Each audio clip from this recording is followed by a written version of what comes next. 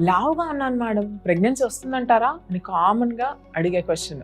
Yes and no. లావుగా ఉన్నప్పటికీను pregnancy వచ్చే chances అందరికీ ఉన్నట్టే ఉంటుంది.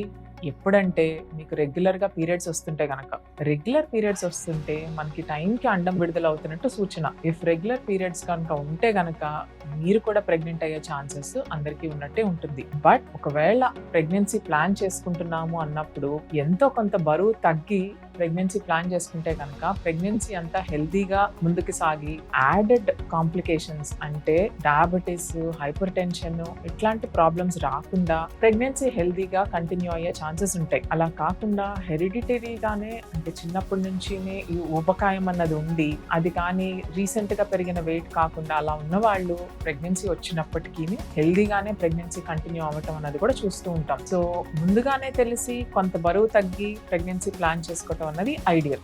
ఇలాంటి మరిన్ని వివరాల కోసం నా పేజ్ ఫాలో చేయండి.